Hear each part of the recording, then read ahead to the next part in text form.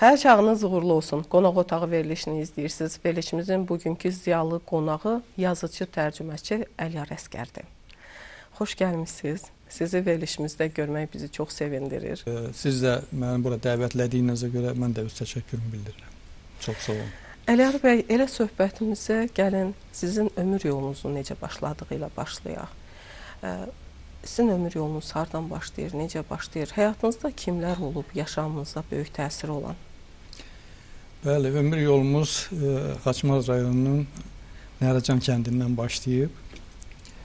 Orada 51-ci ildə bir zəhmətkeş ailəsində doğulmuşam.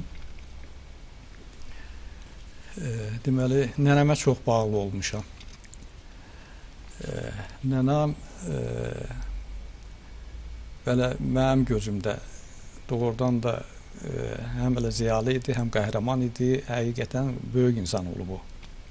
Ona aid o kitabda mənim şeirim də var. O məni milli ruhda böyütüb. Həmişə qəhrəmanlardan danışıb, Babəkdən danışıb, Koroğludan danışıb, Nəbidən danışıb, Mustafa Kemal Paşadan danışıb, ona aid şeirlər deyirdi, mahnı oxuyurdu. Mənə də Əliyar Paşa deyirdi. Mən də balaca vaxtından o ruhda böyümüşəm, elə bilirdim ki, doğrudan da paşayam. Onun böyük təsiri olub, valideynlərimin təsiri olub, müəllimlərimin təsiri olub. Sonra da ki, bizdə Murad Ərçaylı var idi, rəhmətlik. Onun formalaşmağında onunla yaxın münasibətlərimiz olub. Onun da çox böyük təsiri olub. Bir də təsiri olub bizim nəsildən babam. Xəmməd babam, bu kitabda o da var. Xəmməd babam deməli 37-ci il repressiya qurbanı olub. O da bilirsiniz nətər olub, bu yüzbaşı olub, döyüşüb ermənilərə qarşı. O vaxtdakı hüquq mühafizə orqanları əksəriyyəti erməni olub da falan. Oradan başqa bir adla, Kulaq adına həbsləyiblər. Bugün də bilinmir ki, nətər oldu, qəbri hardadır, belə. O çox dərin iz buraxıb mənim həyatımda. O düzdür, onun haqqında uşaq vaxtı danışmırdılar mənə, demirdilər falan. Zərə biraz böyüyəndən sonra özüm yavaş-yavaş öyrənməyə başladım. Baxın, deyirdiniz ki, nənəniz sizi milli ruhda böyütmüşdü. Amma siz uşaq olanda babanızın repressiya qurbanı olmağından danışmırdılar, az danışırlar. Amma nənənizin danışıqlarında hansısa bir işarələr var idi mi? İndi yadınıza salanda o dövrü. Nənənizin hansısa işarələrini yada salırsınızmı? Düzdür, babam haqqında mənə məlumat verməyib. Amma hesablayın ki, onun xarakterini mənə köçürüb. Həqiqətən. Tezə bir, deyək ki, Xəmməd olub da babamın adı, tezə bir Xəmməd hazırlayıb. Mən sonradan başa düşmüşəm, onu biraz böyüyəndən sonra başa düşmüşəm ki, mən o ruhda hazırlayıb, o milli ruhda. Babam təkcə ermənilərə qarşı döyüşməyib. O Qaçaq Mailinin dəstəsində 11-ci orduya qarşı da döyüşüb. Sarvan, nədir o? Dəmir yolunda Sarvan stansiyası var, orada döyüş olub. O Yalamada da 300 nəfər, yəqin ki, o vaxtda eşitməmiş olmasınız, döyüşüb orada, bir nəfər sağ qalıb. O birlərin hamısını qırıblar, çünki qeyri-bərabər olub qüvvələr. Və mən sizə deyim də, babamın deməli və nənəmin o təbliğatlı təcrübəsi, o geni özün harada göstərdiyi, 90-cı ildəki o yanvar qırğını olmuşdu. Ondan bir 3 gün qabaq mən xalq hərəkatında iştirak eləmişəm. Bizə xəbər gəldi ki, Yalamada qoşun gəlib dayanıb. Hətta bir az hissəsi Xaçmaza Xudata da gəlib dayanmışdı olar. Eşitmiş olarsınız. Onda mən, o haqda mənim o kitabımda da var, Azadlıq eşqi adlı, olduğu kimi sənədli oçerkdə yazmışam onu. Onda biz idarə heyəti çağırıldı, dedilər ki, belə məsələ var, danışığa getmək lazımdır. Kim gedər? Mən dedim ki, mən gedərəm. Deməli, 28 nəfər olmuşuq, bir avtobus getmişik. Biz o günü quru yolla ordunu gəlməyə qoymadıq. geri qaytardıq hətta. Heç bir silahsız, obirsiz, filansız. Gidib çatanda gördük ki, 4 belə 4 eşalon, o tərəfində çasovoy deyirlər də, bu tərəfində filan, avtomatla filanla adam zəhmi basır, elə şeylər kinolarda filan da görmüşdük. Amma ki, danışığı udduq. Yəni, nənəmin təbliğatı özünü göstərdi. Özünü göstərdi. Əliyar bəy, baxın, təsir aldığınız çağın dostluqları, tanışlıqların sizə necə təsir olub? İndi əsas məsələ nədir, mən hesab edirəm? Belə bir gözəl söz var, deyirlər ki, sən şair olmaya bilərsən, ancaq vətəndaş olmağa borclusan. Bax, bu vətəndaş olmaq məsələsi çox mühüm məsələdir. Mən çox istərdim ki, bizim elə bağçadan, orta məktəbdən, beşikdən o vətəndaşlıq dərsi başlasın. Ki, əsas məsələ birinci vətəndaş insan olmaqdır. Ondan sonra şair olarsan da, olmarsan da. O borclu olmaq, bəli, vətəndaş olmağa borclu olmaq, o Bəxtiyar Vahabzadə onu çox gözəl deyib. Deyir ki, borcunu bilməyənlər həqiqətdən gen olur. Torpaq da öz borcunu biləndə vətən olur. Bu borc bilmək məsuliyyət doğrudan da görün, insan eləyən də hələ odur. Əliyar bəy, baxın, Xalq Təsərrüfatı İnstitutunda təhsil aldığınız illəri necə xatırlayırsınız? Orada nələr yadımda qalıb? Deməli, mən loğalıq olmasın, orta məktəbi də, institutda əla oxumuşam. Mənə biraz o təqaüdü də artıq verirdilər. Sonra tələbə elmi cəmiyyətində elmi işim olub, Moskvaya göndərilib, təsdiq olunub. Ona görə 100 nəfər patok deyirlər də, birləşəndə falan olanda o tələbə hamısı başıma yığışırdı, mən barmağına göstərirlər. Ki, Əliyar Bələd falan oldu, Moskvada işte oldu. Nəsə, oxuyub qutarandan sonra mən başa düşdüm ki, bu mənim işim deyil. Deməli, Pivezovodda mən işləyəndə iqtisadçı işlədim 2 il. Ondan sonra Figaro məni çağırdı. Nazir idi, İnti Sənaye Naziri. Dedi ki, direktorumuz yox idi, mən əvəzləyirdim onu. Dedi, kimi qoyaq direktor? Mən də başladım cavan uşaqlardan saymağa falan. O məhtəl qaldı. Özünü necə bilmirsən? Biz belə şeyi kimdən soruşuq, birinci özün deyir, sən heç özünü demədin. Dedim ki, mən işləmək istəmirəm, direktor. Rüşvət istəmirik, səndən. Açıq danışdı. Dedi, çox təəssüf, sən işi də bilirsən, artıq işləyirsən də, hələ direktor işləyirsən də, sən yaxşı qadirsan. Eybi yoxdur, ged onda hələ iqtisadçı işlə. Dedim, heç iqtisadçı da işləmirəm. İqtisadiyyat sahəsi, istehsal sahəsi mənim işim deyil. Dedi, bəs nə edəcəksən? Dedim, müəllim olacaq. Maraqlısı bilirsiniz, budur ki, o vaxta kimi mənə harada görürdülər, söhbət eləyəndə falan yanında, hamısı mənə müəllim deyirdi. Heç müəllim də deyildim. Hələ nə bilim, oturub durmağımdan falandan müəllimlik yağırmış. Mən də yarı zarafat, yarı doğru dedim ki, deyir, müəllim deyə müəllim elədiniz axırda məni. Baxın, Əliyar bəy, özünüzün də vurğuladığınız kimi təhsil aldığınız vaxt yüksək göstəricilərlə yadda qalmısınız və maliyyə kredit sahəsindən sonra bir də getdiniz incəsənət sahəsinə maraq göstərdiniz. Yəni, bu necə dönüş oldu? O incəsənət, bilirsiniz nətərdir? O incəsənət məsələsi elə o xalq təsərrüfatının nəzdində idi. Xalq yaradıcılığı universitetləri var idi o vaxtı. Ədəbiyyat İncəsənət Fakültəsi. Onu hələ orada oxumuşam. Paralel. Yəni, belə, nə bilim, qaçaqçılıq o birisi filan zad olmuyor. Belə diplomum da var. Hətta mən bir arada bizim kənddə mədəniyyət evi açılmışdı. Orada bədii rəhbər də işləmişəm. Həmin diplomla. Sonra mən Türkiyəyə getdim. Türkiyədə dilə çox böyük marağım olub. Həm rus dilinə, həm ingilis dilinə. 97-99-cu illərdə Türkiyədə oldum. Türkiyədə təzədən ingilis dilini oxumağa başladım. Onda 46 yaşım var idi.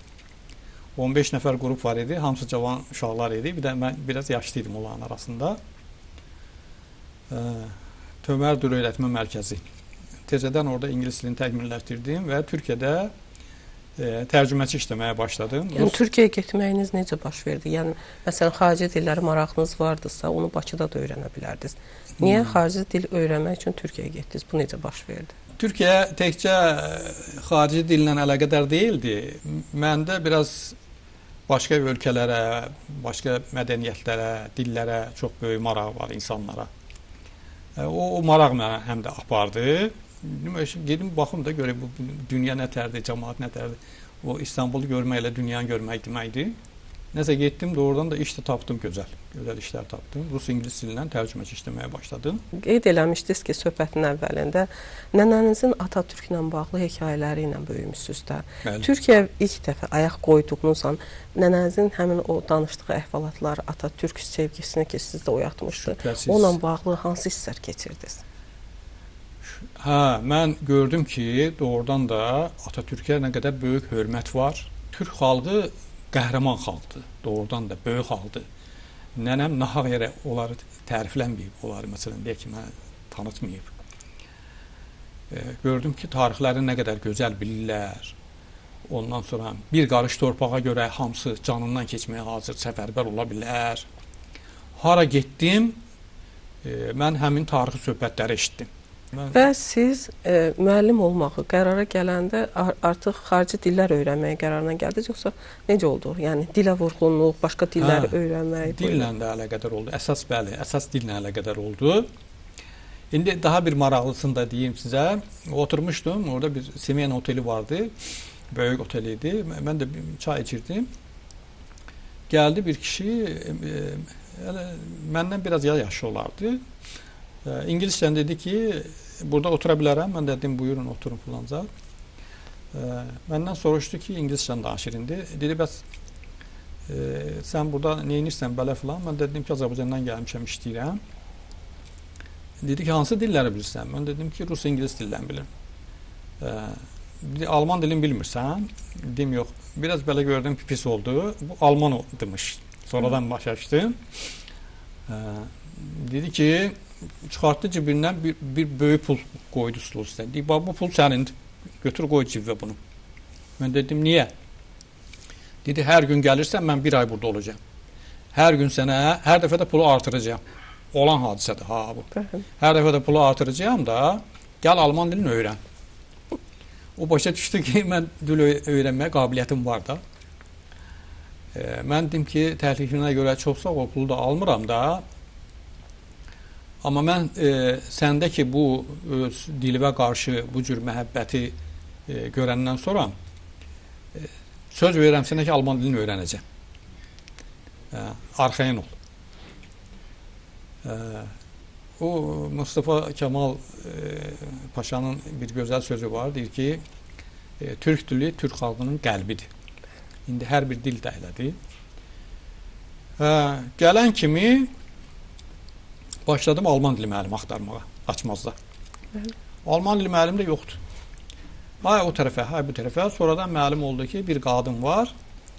Biraz yaşlılaşıb, artıq eynəklə də yaxşı görmür, lupana belə baxırdı kitaba. Nəsə razı saldım ki, bunu Alman dili. Neyinizsə, mən sizdə Rus dilini bilirsən, İngilis dilini bilirsən, başı nə çıxarıb bilirsən, belə filan. Dedim, yox, söz vermişəm, öyrənəm gerək. Nəsə, onunla başladıq öyrənməyə. Sonra getdim Bakıya, Bakıda da davam elətdirdim. Alman dili də öyrəndim. Dil öyrənmək mənə çox böyük xeyri oldu. Yəni bu belə indi böyük çıxmasın, dünya ədəbiyyatına çıxmaqda əsas rolu o oynadı. Xüsusən də ingilis dili. Mən şeirlərimi tərcümə eləyirdim, qoyurdum Facebooka. Bir də gördüm ki, məsələn, oradan mənə mesaj gəlir ki, bu şeirlərini bəyəndik, icazə verirsənsə bunu məsələn o Sofiçen məsələn Çindən bizdə ildə bir dəfə kitab çıxır, tərcümə edirik Çin dilinə. Kitab belə yarı bölünür səhifə, burada ingiliscə olur, burada da Çincə olur. Həmin kitablarda sənin şeirlərini də verək. Yəni ki, o ingilis dili dünya ədəbiyyatının qapısını açdı. Baxın, Əliyar bəy, çox maraqlı bir məqama toxundunuz. Dediniz ki, sosial şəbəkələrin yardımı ilə dünyaya açıla bildiniz. Yəni özünüz düzdür, tərcümələri özünüz eləyirdiniz, yerləşdirirdiniz. Evet. Amma xarici ölkələrin sizin şeirlərinizdən xəbər tutması, ümumiyyətlə sizin kimi bir yazardan xəbər tutmağından ötürü sosial şəbəkələrin rolu oldu. Bəli. Bir ziyalı kimi bugün sosial şəbəkələrin informasiya texnologiyaları nə qədər dəyərləndirirsiniz? Onların çox böyük rolu olub, mən alqışlayıram və həmin o sosial şəbəkələr olmasaydı, mən də nə Çinlə, nə Amerikanla, nə Vyetnamla, nə Polşanla, Albaniyanla əlaqə saxlaya bilməzdim. Bu həm də sizi tanıtmaqdan başqa, sizin şeirlərinizi, yazılarınızı dünyaya tanıtmaqdan başqa, eyni zamanda Azərbaycan sözünü eşitdirməkdir. Azərbaycan kəlməsini belə xarici ölkələrdə səsləndirməkdir. Əliyar bəy, baxın, xarici dillərə maraq hardan yarandı? Yəni inanıram ki, bu şeirlərinizi başqa dillərə tərcümə etməkdən yəni doğmayıb. Bəlkə də daha başqa bir məqsədləriniz olub. Buyurun. Məqsəd valla indi hərə eyni bir şeyə bir cürə baxır filan. Mən bir balaca kimi astrologiyanı da maraqlanıram da. Mən Oxotan bürcündənəm. Mən Oxotan oxuyanda tezədən bir növ hələ hesab edin ki, özümü kəşflədim. İkinci nənəm hələ o astrologiya olub. Aha. Bu astrologiya Oxotan haqqında o qədər belə nə bilim optimist filan şeylədilər ki də mən hələ olmasam da o cür olmağa çalışdım. Vallahi orada nə bilim ay belədir, ay filandır, dil öyrənmək istəyəndir, xarici nə bilim mədəniyyətlərlə tanış olmaq istəyəndir, səyahətçidir, o birisidir, filandır, açıq danışandır, heç nədən qorxmur. Bir müəllim kimi nə vaxt başladınız fəaliyyətə? Hə, müəllim kimi 2000-ci ildən başladım. Əvvəl kənddə dərs deməyə başladım. Sonra getdim Xaçmaza. Xaçmazda başladım dərs deməyə. Ondan sonra oradan da gedib Bakıda başladım orada kurslarda dərs deməyə falan zat. Xəzər Universitetindən də yaxın əlaqələrimiz oldu. Xəzər xəbər jurnalı var. Orada şeirlərim çıxdı falan zat. Amerikalı bir şair var, Dan John. Ondan tərcümələr elədim, göndərdim özünə də, özü xahiş elədi. Nəsə belə bu cür inkişaf eləməyə başladı. Şeirə, sözə vurğunluğunuz var ki, bu da sizi bugün həm də şair kimi tanıdır. Bir müddətdə ədəbi məclisə rəhbərlik eləmisiniz, Xaçmazdakı Ulduzlar ədəbi məclisinə. Hər dilin bir poetik özəlliyi var, xüsusiyyəti var desəm yanılmaram əslində. Necə ki bir musiqiçi, hansısa bir musiqidə, yəni onun özünün qanında, yəni musiqini bir duymaq hissi varsa, şairlərdə də elə bir duyğu var. Belə bu duyğunu, yəni o şeirlik duyğusun, poetiklik duyğusun digər dillərdə necə hiss eləmisinizmi? Bəli, məsələn deyək ki, bu yaxınlar bir Alban şairi var, Kuşdim Hacdari. Maraqlıdır, olan Azərbaycan adları Azərbaycan adlarına çox yaxındır. Onun bir şeirini də mən tərcümə elədim Azərbaycan dilinə, qarın yağmasına əlaqədar idi. Sonra şeirlər indi çıxır, bir şeirini oxudum. Görün nə gözəl bir poetik ifadə işlətib. Mənim o qədər xoşuma gəldi, özünə də yazdım. Deyir ki, uca qürurlu palıdlar yetim qoyduğumuz xatirələrin cangüdənləri kimi dayanmışdı. Həddindən artıq gözəl bənzətmədir, gözəl ifadədir. Yəni, var, onlarda da şübhəsiz hər adamın öz dili, öz ifadəsi özünə daha çox xoş gəlir, yaxındır, genində var. Amma ki, onların da gözəl şeirləri var, gözəl ifadələri var. Necə qoruyub saxlaya bilirsiniz bu poetikliyi başqa dillərdən tərcümələr eləyəndə? Yəni, sizin tərcümə işləriniz də var. Həm öz əsərlərinizi tərcümə edirsiniz, həm də xarici ölkələrdən Azərbaycan dilinə tərcümə edirsiniz. O poetikliyi necə qoruya bilirsiniz? Bir var olduğu kimi tərcümə eləmək, başa düşmək. Bir də var şeirin şeir kimi saxlamaq və bir əsərin öz dilini saxlamaq. Yəni, bu da əslində çox çətin bir işdir. Doğru, çətindir. Mən demirəm indi 100% ona nail oluram, olmuram. Çalışıram, əlbəttə ki, yəni özümü tərifləmək fikrində deyiləm. Heç şübhəsiz ki, mən maksimum çalışıram ki, onun ruhuna, taktına, melodiyasına, hər şeyə uyğun olsun. Ola bilsin ki, şeirin gözəlliyinin xətirinə falan nəyisə bir balaca dəyişirəm. deyək ki, nəyəsə saxlayıram. Belə şeylər olur. Başqa cür mümkün deyil. Ümumiyyətlə mən sizə deyim ki, tərcümənlə də elə 74-cü ildən mən məşğul olmağa başlamışam Rusiyada olanda. 4 il Rusiyada işləmişəm. Orada rus şairlərlə əlaqələrimiz olub. Çox yaxın əlaqələrimiz olub. Viktor Dombrovski, Olga Mikhaylova və s. Mən onlardan tərcümə eləmişəm. Onların şeirlərini burada da hətta mən çaplətdirmişəm. Onlar da mənim şeirlərimi çaplətdirib Rusiyada. Tərcümə işini Tofiq Bayram rəhmətli çox gözəl ifadə eləmişdi o. O da tərcümə ilə də məşğul olmuşdu. Deməli nə deyir? Deyir ki, tərcümə işi qan köçürmə kimidir. Əgər qanun qrupu düz gəlməsə filan, həmin adam ölə bilər. Ona görə onu o qədər incəliklə, o qədər həssaslıqla filan eləməzsən ki də o yaşasın. Həqiqətən bu çox incə bir işdir. Qaldı ki, qayıtsaq keçmiş illərə, 2001-2003-cü illərdə mən rəhbərlik elədim Ulduzlar Ədəbi Məclisinə. O vaxtı ora gəlişiniz necə oldu mənim? Ulduzlar Ədəbi Məclisində mən iştirak eləyirdim. Murad Qurcaçaylı başçı olan vaxtı bizdə. Mən də orada iştirak eləyirdim. Ondan sonra Murad Qurcaçaylı rəhmətə getdi. Hərəmiz dağıldıq bir tərəfə. Sonra bir gün bir Xaçmaz Dostluq qəzetinin adını da Xaçmaz qoydular. Bir İlham deyən redaktor var idi. Çox gözəl insan idi. Yaşlı deyildi, belə orta yaşlı idi, amma tez rəhmətə getdi də. Amma ki xarakteri falan çox gözəl bir insan idi. Yəni ki, o vaxtı Dostluq qəzetində ildə bir 2-3 dənə şeirimiz ya çox olunardı, ya olunmazdı. Amma o hər qəzeti buraxanda, qəzetin biraz həcmini də böyütmüşdü. 2 səhifəm bizim ulduzlara həsrləyirdi. Şəklimizi də verirdi, bizim haqqında məlumat da verirdi. Yəni ki, sağ olsun. Bir gün mənim bir dostum var idi. Mənə dedi ki, İlham müəllim deyir ki, o Əliyarı tanıyırsan? Mən dedim, hə. Bəs Xaçmaza gələndə bir gün onu gətir mənim yanıma da. Ona söhbətim var. Poçtun binasında idi o vaxtı onların kabineti. Getdik. Burada səmimi qəbullədi. Dedi ki, mən soruşmuşam bizim ziyalılardan da, bu yazı pozuna məşğul olan adamlardan da bir dəfə Yazıçılar İttifaqından gəlib təşəbbüs göstəriblər və başda qoyublar falan deyiblər, baş tutmayıb, dağılıb. İkinci dəfə icra hakimiyyətindən yığılıblar, falan deyiblər, başı da qoyublar, yenə dağılıb. Mən deyir, soruşdum ki, bəs necə eləyə bilərək? İndi üzr istəyirəm, təvəzzökarlıqdan kənar olmasın. Dedilər ki, o ancaq Əliyar yığa bilər.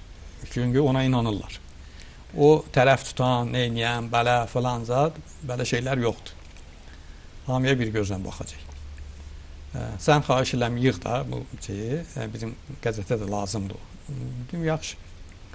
Nəsə, sağ olsunlar, danışdım, gəldilər hamısı, elə tezədən deməli, 2001-ci ildən 3-cü ilə qədər. Mən başçılıq da elədim ona. Baxın, sizin Ulduzlar Ədəbi Məclisinə rəhbərlik etdiyiniz vaxt, Bəli. bu ümumiyyətlə Şimal bölgəsinin ədəbi mühitinə nələr qazandırdı? Eyni zamanda sizin yaşamınızda nə dəyişiklik etdi? Şübhəsiz, yeni deməli, ədəbiyyatla məşğul olan adamlar cəlb olundu. Ondan sonra müəyyən, deməli, bəzi yerlərdə məclislər oldu, orada çıxışlar elədik. Hər halda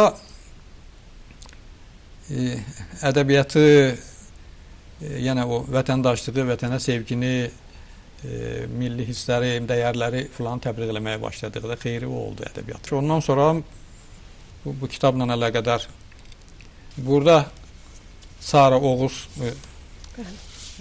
deməli, sizin Azərbaycan dilindən ingilis dilinə tərcümə elədiyiniz əsərlərdən biridir. Nə qədər vaxt sərf olundu əsərin tərcüməsinə? Vallahi bəzən elə olur ki, lap elə bir dənə şeirin tərcüməsi də bəzən olur ki, bir həftə davamlaya bilir. Hətta bəzən uzanır da. Çünki bəzən o yerinə düşən hətta bir sözü və yaxud da ki bir misranı ora nəsə oturta bilmirsən. Düz gəlmir. Onu tapancan, Mən sizə bir şey də deyim, yəni elə bir sir də deyil. Mən tərcümə eləyəndə ingilis dilinə, rus dilindən, alman dilindən, türk dilindən də istifadə edirəm. Mən görürəm ki, burada nəsə alınmadı filan da çevirirəm rus dilinə, çevirirəm o biri dilə, çevirirəm o biri dilə, axır ki, sıram onu tapıram. Bəli. Bir neçə dildən istifadə edirəm, təkcə bir dildən yox. Yəni bir neçə dili bilməyinizin onun sizə faydası var, bəli. budur. Bir Amerika şairi var, Danjoy. Deməli, bu adam həm də İncəsənət Fondunun rəhbəridir. O vaxtı Amerikalılar gəlmişdi Xaçmaza. Jurnal falan da gətirmişlər. Bir jurnal keçdi əlimə, Amerikada çıxan. Aldım onu, baxanda gördüm ki, orada nəsə bu şair haqqında məlumat var falan. Bir şeir də var. Kaliforniya təpələri, Avqustda. Oxudum, onun bir sözü çox xoşuma gəldi. Gördüm orada yazıb ki, xalqın böyüklüyü onun iqtisadi potensialı hərbi gücündən ölçülmür. Onun mədəniyyətinə, ədəbiyyatına ölçülür. Bu mənim çox xoşuma gəldi. Bir dənə hələ onun o sözünə görə bir 5-6 şeirin tərcümə elədim.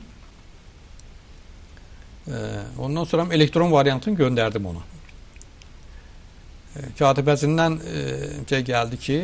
cavab gəldi ki, bəs xahiş eləyir ki, harada çap olunubsa o jurnalı göndərin.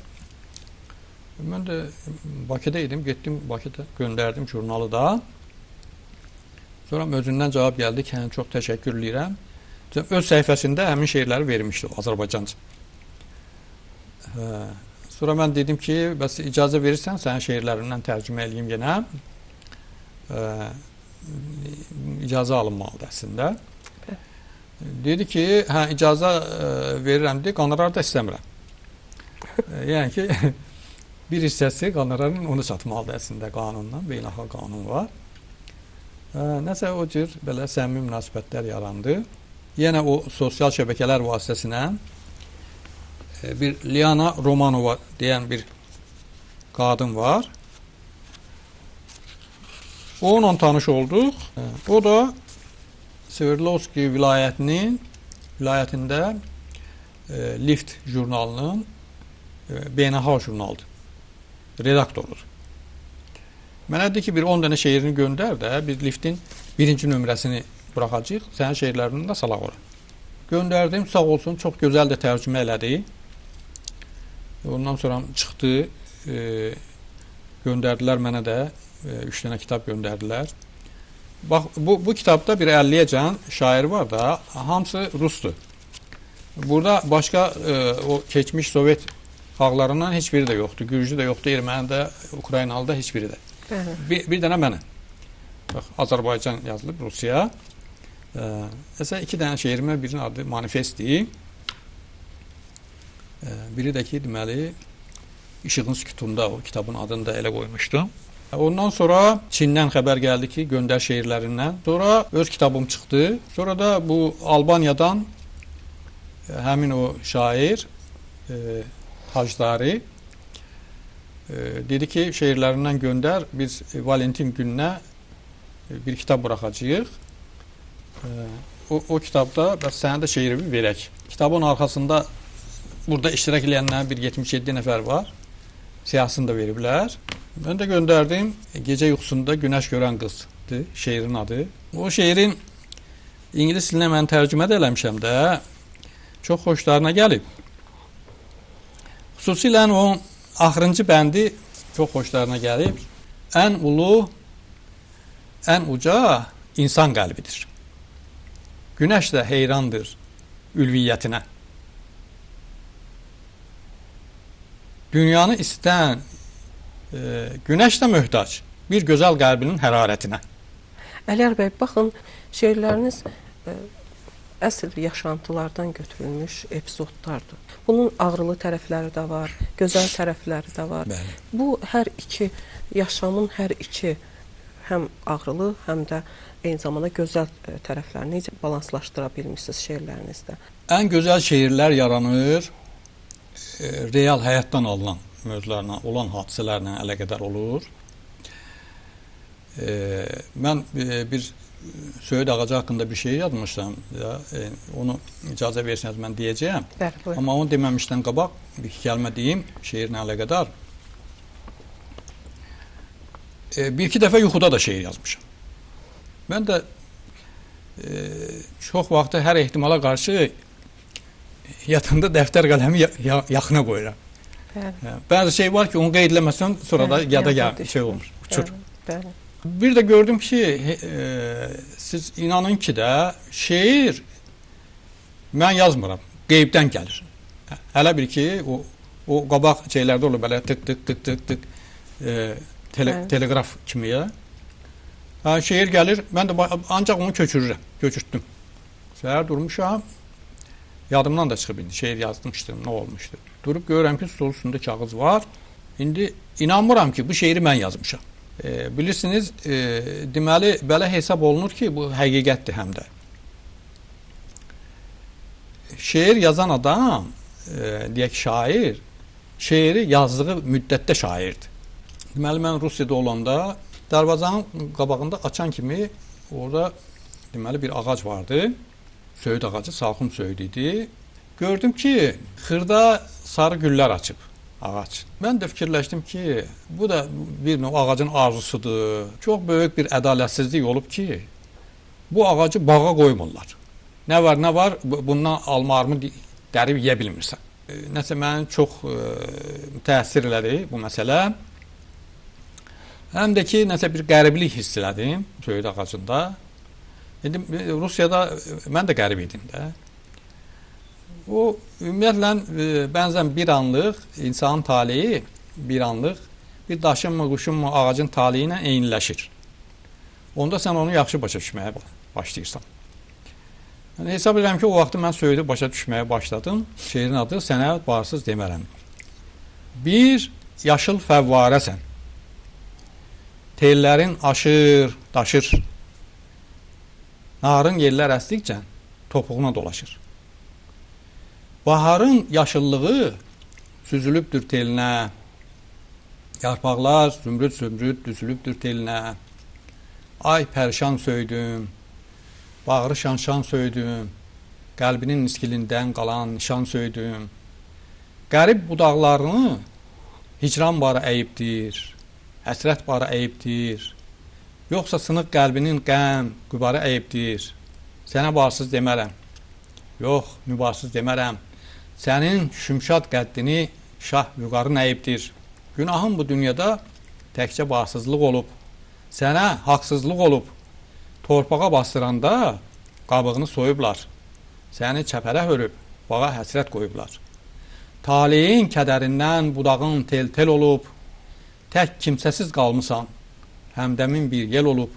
Sən ki, qurban vermisən bar vermək qismətini, saxlayıb vüqarını, saxlayıb ismətini.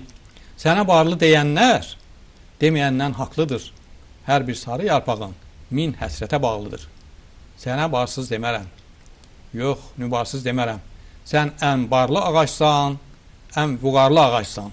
Ay pərişan söydüm, bağrı şan söydüm. Qəlbinin iskilindən qalan nişan söydüm. Çox gözəl. Siz şeiri dedikcə, səsləndirdikcə o misraları sanki gözümün qabağında bir pərişan söyüd ağacı canlandı. Eyni zamanda bu bir ağacın təsviri deyildi məndən ötürü. Bəli. Bu həm də bir fəlsəfi məqamları da var onun. Sanki insan hiss eləyir onu. Yəni insan da bir ağac kimidir. Yəni insanla təbiət arasında bir harmoniya var əslində. Sanki bir insan taleyini görürsən və o dediyiniz misraların hamısı bir insana həsr olunur. Düşünürsən ki, bəlkə də bu ağacın əslində kənardan zahirən elə pərişan görünməyi bəlkə də ona olan yan təsirlərdir, yan algılardır. Yəni bunu düşünürsünüz.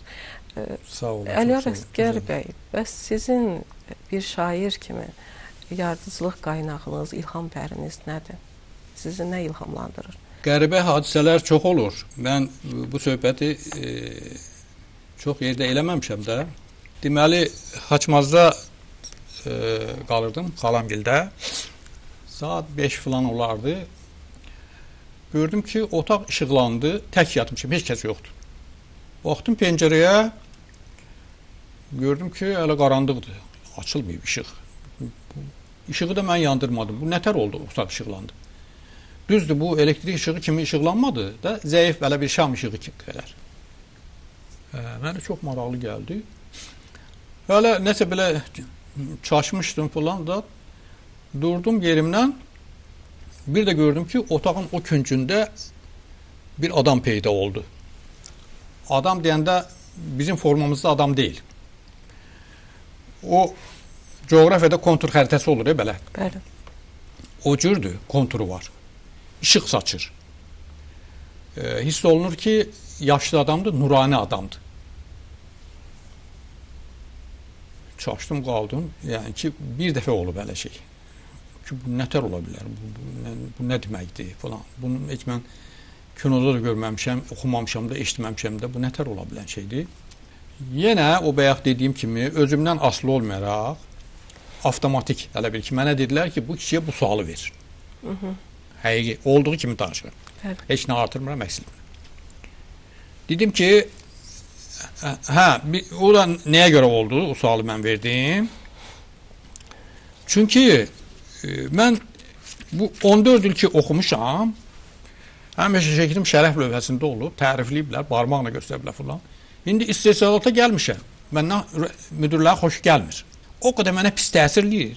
O iqtisadiyyat falan, iqtisad sahəni ona görə əsas mən buraxdım. Dedim ki, əmi, mən çox çalışıram, işlərim düz gətirmir. Olduğu kimi bu cür dedim. Dedi ki, oğlum, çünki sən Allaha sidq ürəyinə inanmırsan. Özümdən quraşdırmamışam, onun sözüdür. Bəli. Məhdəl qaldı. Deyən kimi də şey oldu. Kişi çıxdı, getdi. Daha yata bilmədi. Axır nəsə bax, belə bir çox qəribə işlər olur. Baxın Əliyar bəy, yaş irəlilədikcə həyat davam eləyir əlbəttə ki, yaşamımızın bu dönəmindən dönüb keçmişə baxanda dünyaya baxışınızda hansı dəyişiklik var? Var. Biraz səbirli olmuşam. Qabaq iş yerlərində mənim deməli əksər müdürlərlə dava döyüşlə, qırğınla keçib günüm. Cavan vaxtı çox emosional adamam olmuşam mən. İndi amma elə deyiləm. İndi səbirli olmuşam. Özüm də ara bir güzgəyə baxanda özümə məhdəl qalıram ki, mən həmin Əliyaram. İndi bağışlayın, o İngiltərənin baş naziri olub müharibə vaxtı Churchill. Bəli. Belə üzr istəyirəm.